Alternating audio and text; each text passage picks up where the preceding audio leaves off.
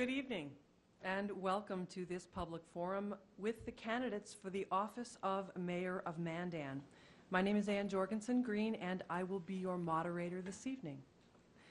This candidate forum has been organized by the League of Women Voters of Mandan Bismarck and is co-sponsored by Dakota Media Access. The League of Women Voters is a nonpartisan organization that promotes the informed participation of all citizens in their government. The League does not endorse or oppose candidates or political parties. There are two candidates running for election as Mayor of Mandan.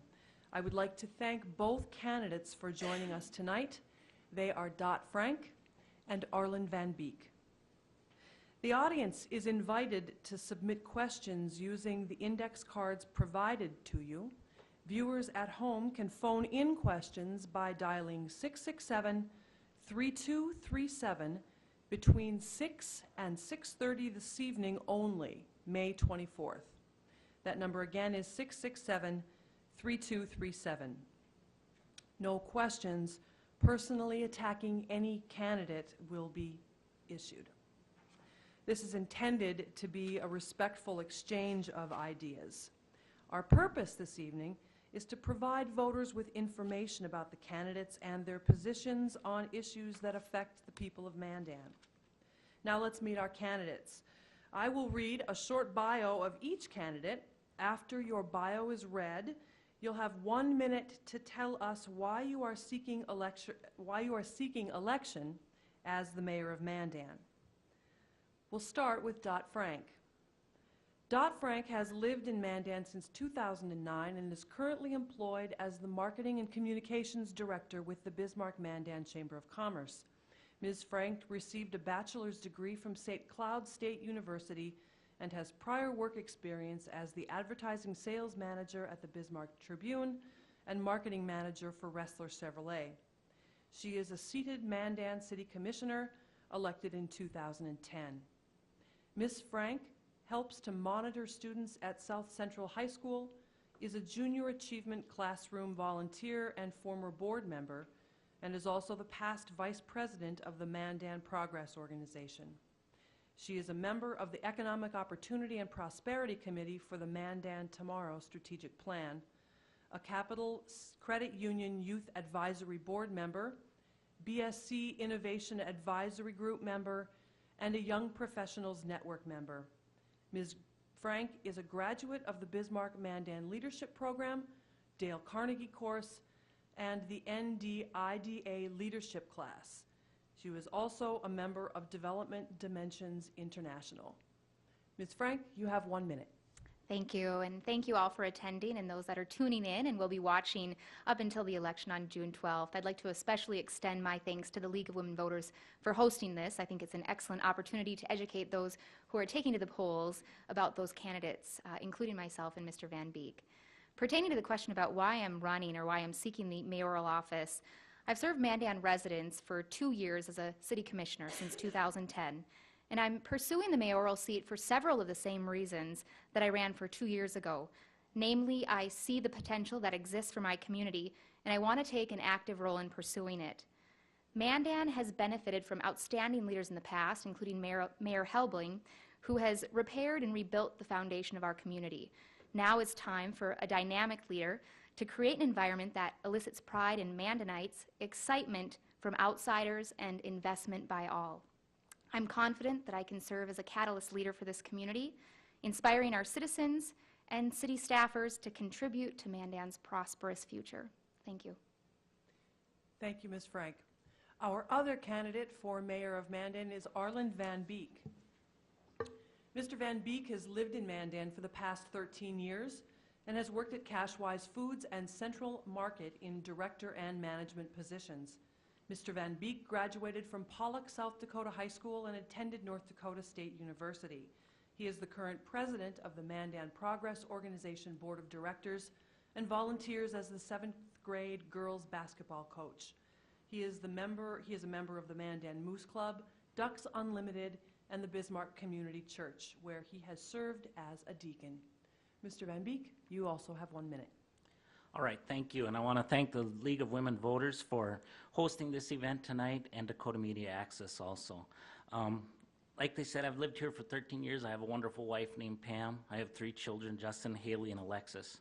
And know that if I am elected your mayor, I will work diligently with all aspects of city and county governments to build the best future for our city and our children. In Mandan, we are poised for great things to develop in residential, industrial, and retail.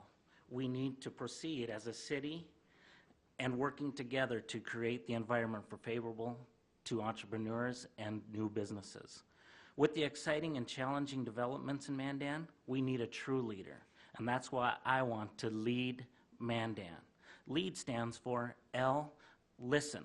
Listen to our citizens, businesses, and city leaders. E is for educate. Educate our community on our current topics. A, advocate. Advocate for our city and important issues for our city. D, deliver. And that is deliver the best decisions we can as a commission for our city and for our future. Thank you. Thank you, Mr. Van Beek. Candidates, please comply with our time restrictions so that we might entertain as many questions as possible this evening. Our timer will let you know when you are down to 30 seconds, 10 seconds, and, of course, the indication to stop. We're now going to move on to the questions submitted by the League of Women Voters, our audience here tonight, and our viewers at home. Each candidate has 90 seconds to respond to the question. I'm going to begin with Ms. Frank. How should the City of Mandan manage current and future flood issues?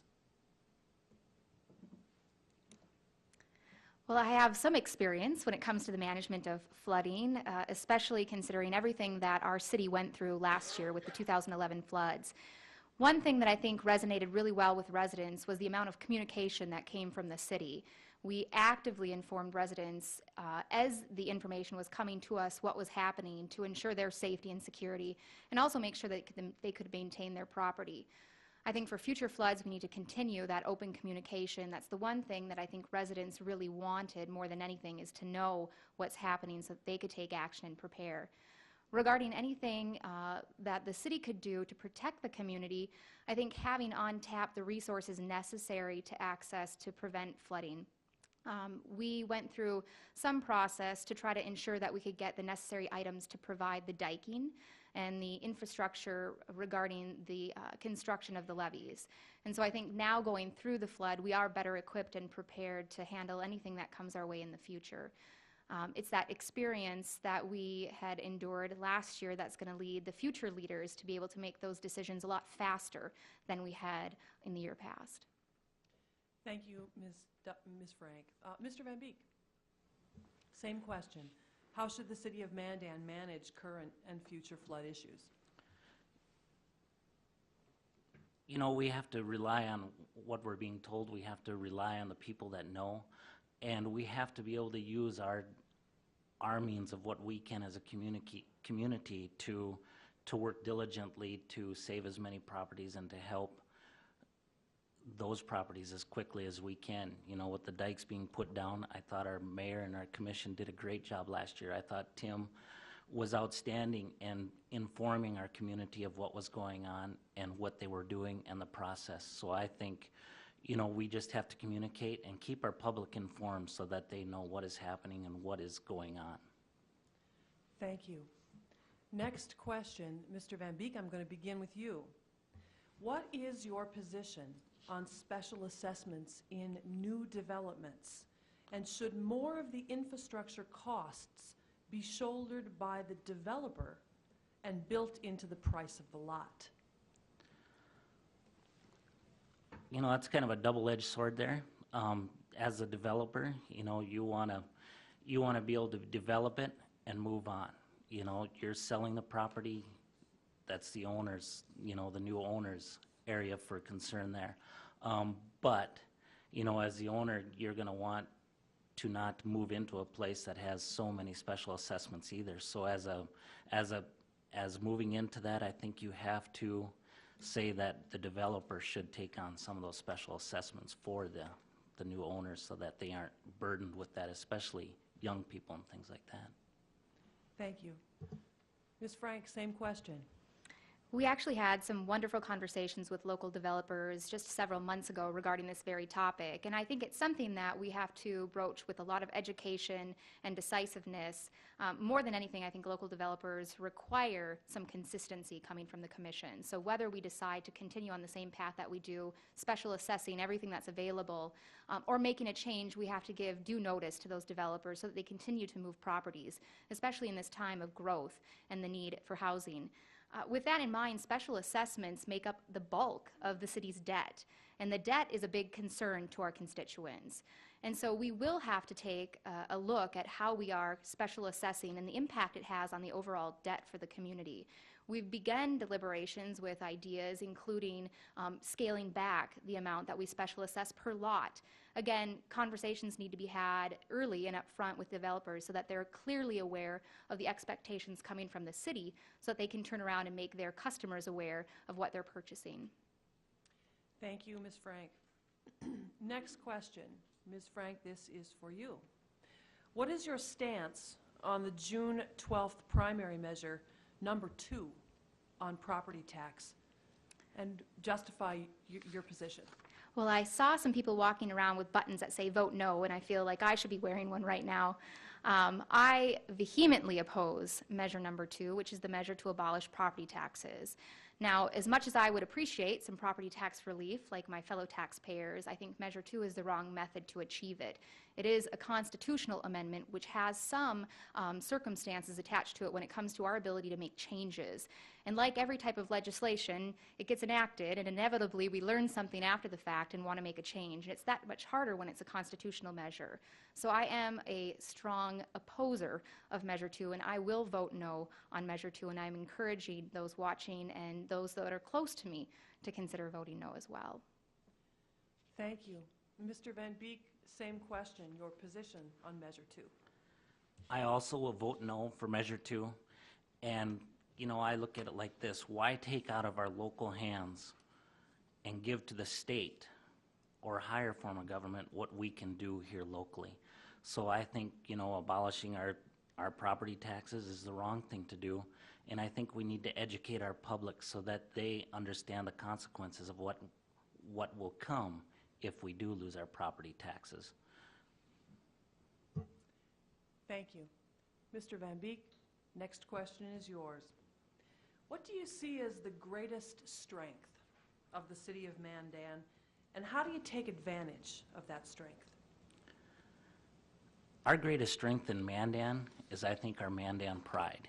You know, you go from basketball games to football games to soccer games to wherever you're at in our public. You know, we support our kids, we support our schools, and, you know, we support our own businesses. We need to act as one whole city when it comes to new entrepreneurs and new businesses. I think we need to gel as a city like we do at football games, like we do at basketball games, to go as one ship. You know, no individual ideas. Get together and work together as a team so that we can form and build the best Mandan, because ultimately it's our Mandan pride and our Mandan citizens that is going to help us build our city and build our future. Thank you. Ms. Frank, same question. Regarding Mandan's greatest strengths, I have to echo what Arlen just stated, and I think that's our residents. We have done numerous studies and surveys through the Leadership Pride and Image Committee with the Mandan Strategic Plan, and what comes across more often than not among residents, but also non-residents when we survey them, is our sense of community. 70% of the people that we polled cite that as one of our strengths. The other thing that we rank high on are our community events. And the community events that we host not only attract people from across the river to spend time in our community, appreciate our neighborhoods, and also shop our stores, but people across the state. And so definitely our strength is in our people, and that's something that I think is a resource that we can continue to tap. Thank you. Ms. Frank, next question is for you. In 2011, a market study update was completed for the Memorial Highway corridor. What is your view on the recommendations made in that study, specifically regarding road safety improvements? You know, one thing that's talked about a lot lately when it comes to communities and growing communities in particular is walkability of that community. And that's one thing that Mandan has historically lacked, particularly in that corridor along the Memorial Highway. I think the study that came about as a result of investigations into the Strip was pretty outstanding. But also outstanding was the cost, and that's something that, as a community leader, you have to consider, is not only the benefit, but also the cost associated with it. I would love to see that entire plan implemented, which included sidewalks, streetscaping, entry designs into our community, all very aesthetically appealing. But we need to not only consider the cost, but we have to connect with the state and also federal government to make sure that we can get all of the funds that are available, because the type of roadway that is. It is a wonderful plan. I think it would create some additional traffic into our downtown area, and we'll continue to pursue it and all of the revenue opportunities and grants that may become available to make that happen. Thank you. Mr. Van Beek, same question. You know, there again, I think, you know, cost is a big thing. You know, we have to look at that, but we have to also do what's best for our community and what's going to drive people to our community. But we can't burden our citizens with a great cost in a project like this. And if there is that, have we done the homework? Have we done all the zoning and everything that we can get and stuff to help offset that cost of that project? Thank you. Mr. Van Beek, next question is for you. Mandan is encouraging business to come to Mandan. What types of new business would be most beneficial, and should tax incentives be used to attract that new business? Yes, yes, and yes. You know, what kind of new businesses? You know, I think if we look at it, we need some retail. You know, we need retail. I look at downtown Mandan, and what a neat area. But we need to build it. We need some neat retail places to come in there, some burger joints, and maybe some other places, so that we can have a downtown that is flourishing. We have people walking. We have people on Main Street. You know, I look at Main Street on Buggies and Blues, and I look at Main Street on 4th of July. What a neat environment. And then you look at the Bismarck Main Street and what they've done. I think we need to copy that in a sort, so that we can build off of that and create downtown. Thank you. Ms. Frank? Well, you know, it depends on who you ask. I have my personal preferences for those stores that I would like to shop here in our community, and then we also have our constituents that we keep in mind. And based on the polling, it seems like our residents really want some large retail, and that would be like Walmart, which is opening in Northwest Mandan. So I think that is going to be a wonderful asset to our community when it comes to the people that would like to patronize a store like that. The other thing that they continue to request are hardware stores, and that is another project that we're working on, actually trying to find the right land to build a hardware store upon, which is a scarcity in our community and those surrounding us, is available land or developable land. When it comes to what business I think would be most beneficial, you really could go in two different directions. When it comes to consumers' tastes, I would say retail and restaurants.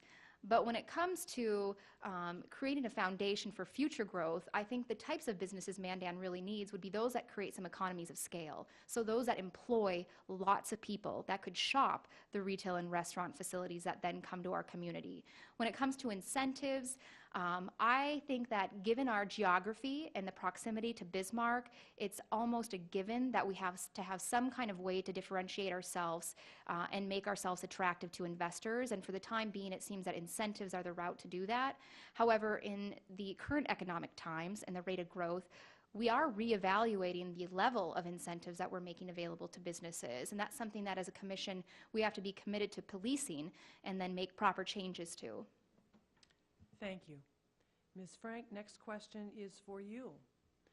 Recent statistics indicate crime is on the increase in Mandan. What steps should be taken to curb this increase?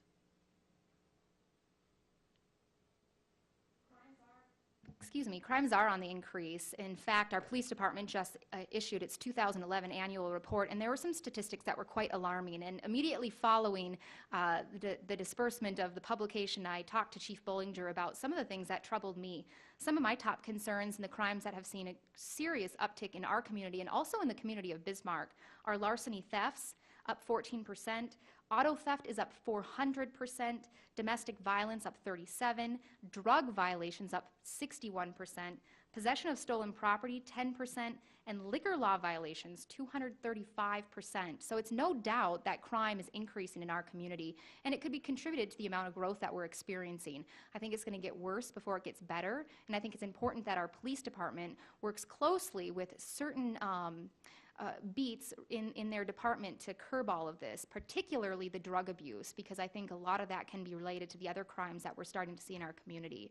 And so making sure that our police department has the right resources, I do think it's the responsibility of the mayor and also the commission to provide our police department with everything that they need and that is necessary to ensure safety for our residents, because if we don't have a safe community, we don't have a community. Thank you. Mr. Van Beek, same question. Whoops. You know what? Crime on the increase, you know, I think you see that all over the North Dakota with what's going on in western North Dakota. I think there, just to copy Dot, we have to provide our police department with the tools that they need to stay in the lead on this, stay in front of this. It is alarming. You know, as a resident, you know, you do see it. And we need to help our police department, you know, even as citizens, to help our police departments. If we know something's not safe in our neighborhood, don't be afraid to call. That's why we're citizens of a great city. But just arm our police departments with what they need to curb this and to help out in these areas of rise. Thank you. I'd like to remind our audience viewers here and those who are watching us on television that you can call in your questions to 667-3237. That's 667-3237. We have a question from one of our audience members, and we'll start with you, Mr. Van Beek. Are you for or against a smoke-free Mandan? Wow, that's a good question. You know, but I would have to say a non-smoker, and I enjoy going out and not having to worry about smoke. I would be for a smoke-free Mandan. Ms. Frank, same question. I'm for a smoke-free environment, but I'm against legislating for it. I think that businesses are privately owned, and it's the decision of the business owner to pursue something like smoke-free. And if the economics work out for them and they see that that's a niche worth pursuing, and it seems like Bismarck restaurants and also bars are becoming successful going smoke-free, I think it's the owner's responsibility to see that and act upon it, not the commission's decision to legislate it. Thank you. Ms. Frank, another question from our audience. How could Mandan capitalize on the Missouri River for recreation and development? That's an easy answer, but there's a hard solution. The answer would be to make public access. You know, one thing that I hear from residents around the community is the request for public water access, a public beach, a public boat ramp, ways that they can get out and play on the Missouri River. And so that would be one way to capitalize on the river. The thing that's difficult about it is where do you access the land and who manages it? And that is something where it's probably better suited for our Parks and Rec District to pursue, but it definitely could take the City Commission communicating with them that request on our citizens' behalf. Thank you. Mr. Van Beek? Public access would be great, you know, but as a commission and as a mayor, we don't have we'd have to work with our community and work with our landholders to see if they'd be willing to work with that, and then work with the Corps to see if it's feasible to put the landing there. I think it would be great for Mandan, and I have also heard that topic out in the community too. How can we get public access? And if the land is there, I think it's easy, but to reiterate with Dot, I think that's a park and rec thing also. But if it's there, we can work on it together. Thank you. Mr. Van Beek, this next question is for you. What is the greatest weakness in the city of Mandan, and how would you make opportunities out of that weakness? How would I make opportunities out of our greatest weakness? You know what? That's a good question. I don't know, I don't know that we have a real great weakness. We are a very strong community. We need to work with our big brother across the river, or big sister, Bismarck, and to take some of their ideas.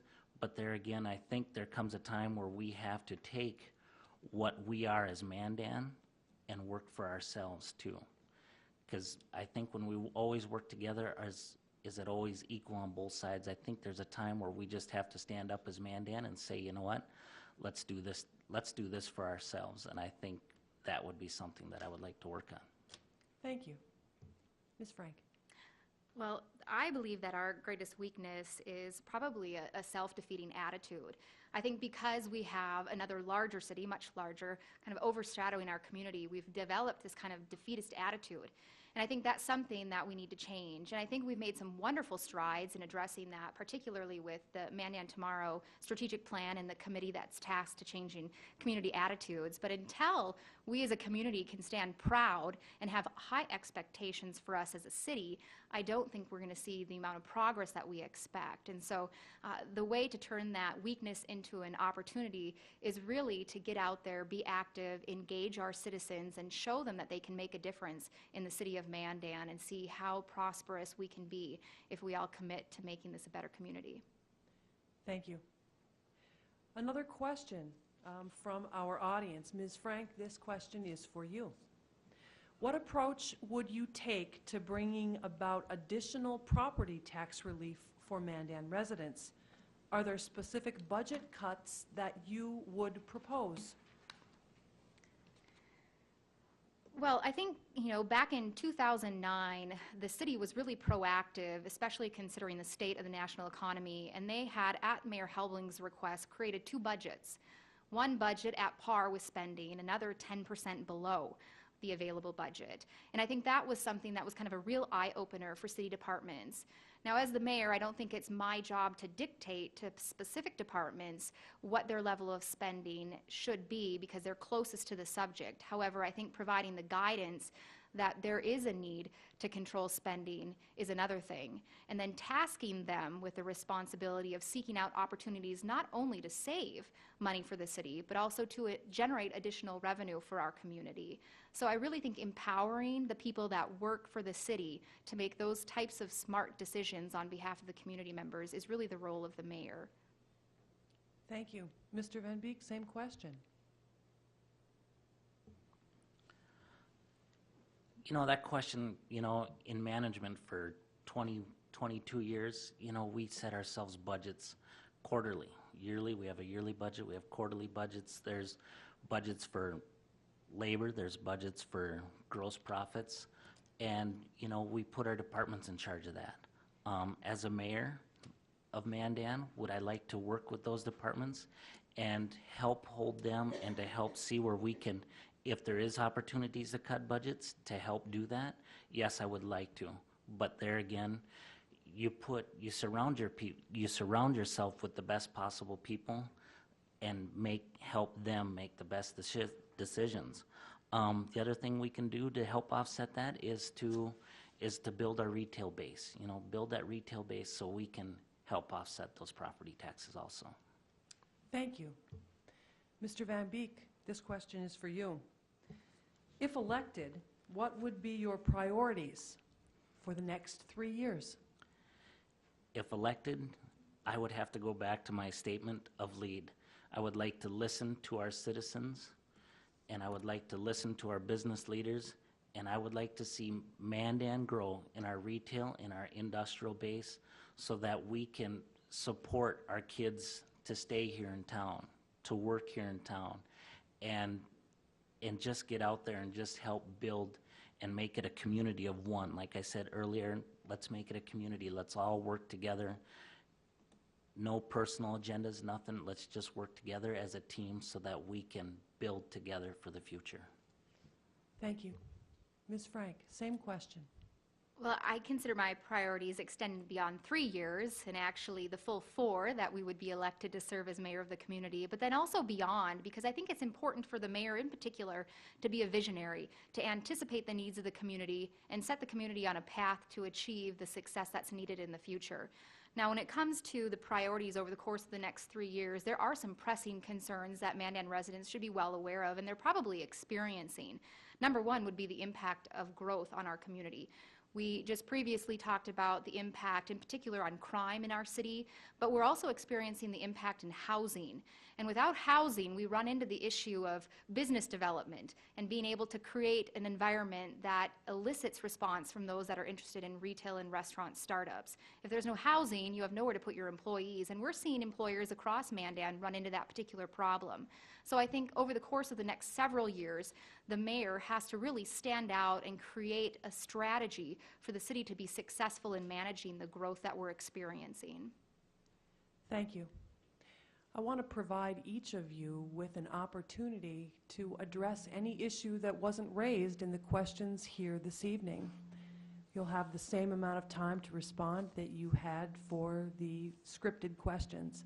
We'll begin with you, Ms. Frank. Well, I think, one thing that I would like to address is the need for the mayor to be someone who has some experience. And when I say experience, not only life experiences and previous employment and commitments to the community, but experience in understanding the operation of how governments work. That's one thing that I've had the benefit over the past 2 years of receiving, is really an inside view of how government operates. And there is a real need to be able to navigate bureaucracy. Whether we like it or not, there is a system in place, and the person who is in charge of this community needs to know how to work that system.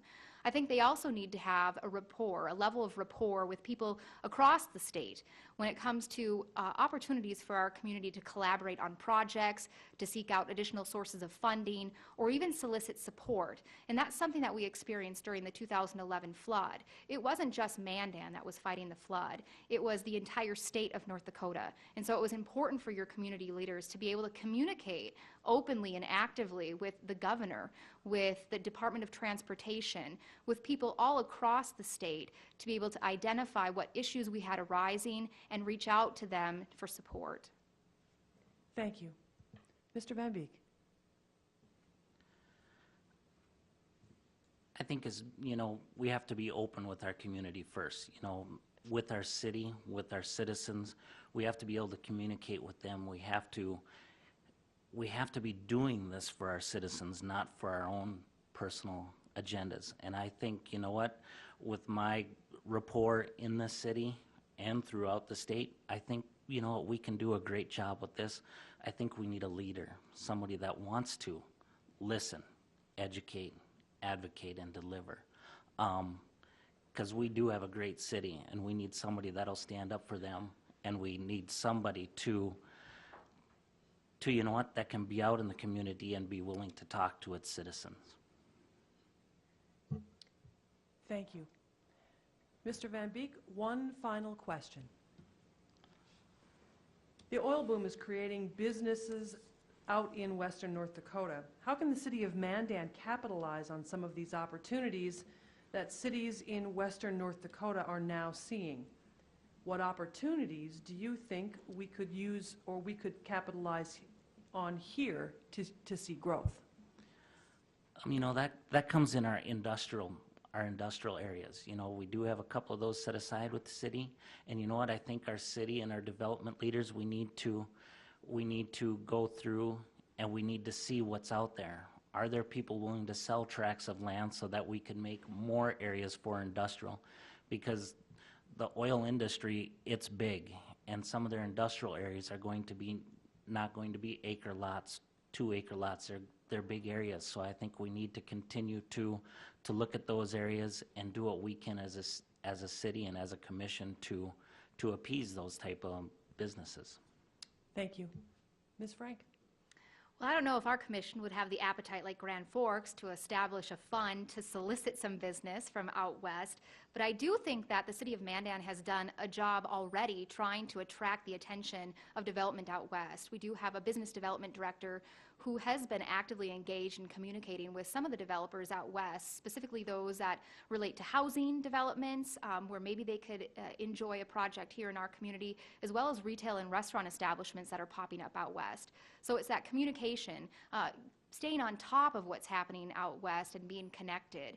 When it comes to any other specific opportunities that we could capture out west, there is an opportunity for industrial park space. One of the problems is where do we put it? And that's where, as a leader of the community, you really have to have communication with your county representatives, because there is some space that exists out in Morton County. I think Mandan's greatest opportunity when it comes to the oil boom is housing. We are a community, and we're commended for that sense of community. And so to attract the families of those who are working out west, as well as office space. We do have a Class A office space that's going to be going in downtown in the Iverson building, and that represents a real opportunity for Mandan as well. With that Class A office space, we kind of create that economy of scale that I was seeking earlier so that we could get the restaurant and retail establishments. Also, we could make good use of the Mandan Airport if we have that Class A office suite, and we are attracting the types of developers that fly in on a regular basis. Thank you. I want to thank both of you for participating in this evening's mayoral debate. We're now going to proceed with closing statements. You will each have 1 minute. Ms. Frank, we'll begin with you. Well, I really believe that the mayor should represent the heart, soul, and head of the community. He or she needs not only be passionate about Mandan, but must have a genuine interest in serving others and be highly knowledgeable about the nuances of running a city and navigating the bureaucracy of government. My residential history and more substantial working relationships with Mandan, including serving as the board member and vice president of the Mandan Progress Organization, created the passion that I have for Mandan. But it's my experience serving as a city commissioner for the past 2 years that has provided the essential education in city operations and politicking that a mayor must possess to best serve their constituents and lead their community members. Thank you. Mr. Van Beek.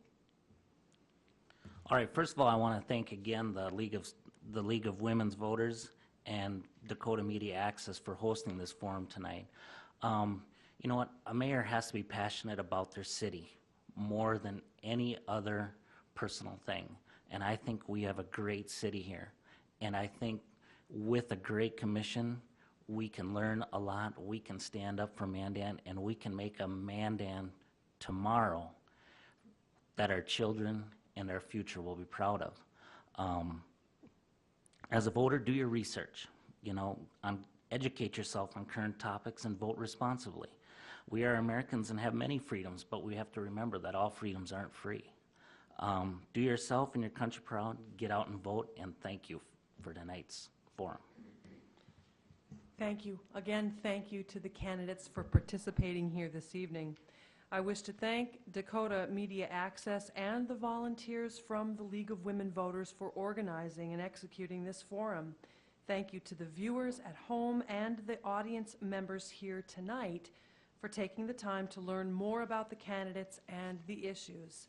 This program will replay several times on Government Access, that is cable channel 2, and will be available for online viewing at www.freetv.org in the days leading up to the June 12th election.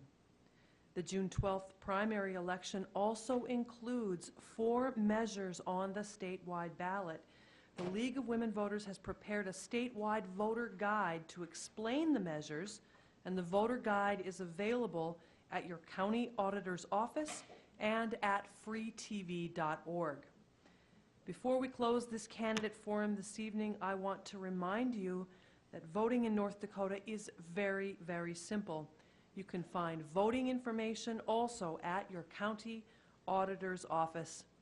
Thank you, and good night.